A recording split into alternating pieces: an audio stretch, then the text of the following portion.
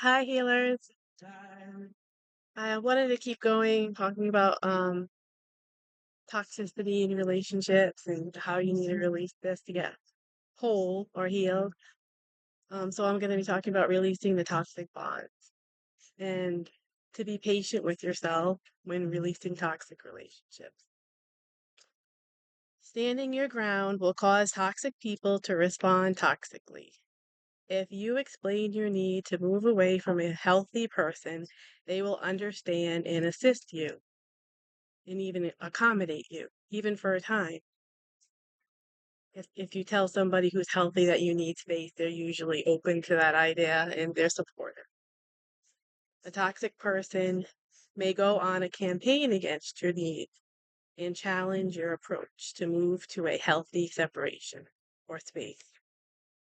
The best thing to do is to gracefully move in a new direction. Just make the moves at your pace in the direction towards non toxicity. You will begin to rapidly heal once you are away, and this is the most effective way to relieve the stress and pain associated with toxic relationships. Staying and hoping to change a toxic relationship is very rare. By the time you see the toxicity, it has already damaged your body, mind, and soul. This damage is reversible once you get away. Sometimes it's a working environment or a family dynamic. You just need to focus on changing the toxic constant flow, breaking the cycle of toxicity. And I wanted to talk a little bit about bees because the only way I could really relate to what I'm trying to say is by bees. So some people are really sensitive to bees and they might actually have an allergic reaction with a lot of swelling, even, what is it, bathroom I forget what it's called, but when anaphylactic shock or something like that, when you get stung by a bee and everything swells up and you're breathing in pathways, your lungs or the throat can swell. You can have hives and you can't breathe and things like this. So you are really wary about bees. If you have a problem like this, you just can't be around bees. And so you get kind of a little bit paranoid even when you see a bee because you're like, oh no, it's a bee. And so you need to have an antihistamine because it's actually a histamine allergic reaction that causes the swelling and inflammation. So a lot of people carry an EpiPen so they can take care of that if that does happen. But what we really need to think about is we need to avoid a bee if we're going to get sick from it. If it's going to cause us stress or even death, right? If certain people, if they get stung by a bee, they could die. So that's what I'm talking about. Like other people can be around bees. They're not bothered by bees. We have beekeepers. They literally sit around the bees.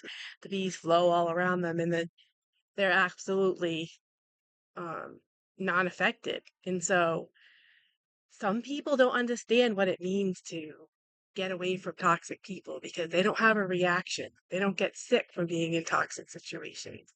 There's just different levels. And the whole point of getting whole and healing is to be in what puts your body in a safe, balanced place. And so if you cannot be around bees, then you'll avoid the bees. It's the same things with a toxic relationship. You'll usually spend so much time trying to adjust yourself to stay in these relationships that you can't recognize yourself for a while. And you need to get away so that you can feel like yourself again. It's sort of like that way with bees. You're not gonna I know people who are allergic to bees and they don't really want to hang around a beekeeper and hang around their property because there's bees everywhere. And the beekeeper is just absolutely immune to it. So you cannot tell other people that you're in a toxic situation that's making you sick and expect them to understand if they have no idea what it's like to have a reaction, a toxic reaction, like an inflammatory response to a bee sting. And that's basically what I'm trying to say. You're not going to want to get stung. And every time you get next to a toxic person, they sting. They've already decided for some reason that you're their source. And somehow something about you is maybe a source of aggression, like with a bee. Don't aggravate a bee, you won't get stung. But there's just something about your natural being sometimes that upsets toxic people. There isn't anything that you can do about it. So the best thing to do is to avoid them and that way you won't get stung. like I said, other people might not understand because they're not afraid of these toxic people, or they don't have the same response because the toxic person doesn't deal with them in the same way. But what I'm trying to say is that you just need to do what you need to do to be healthy. And that means taking yourself out of unhealthful situations and relationships. And that's it. Have a great day.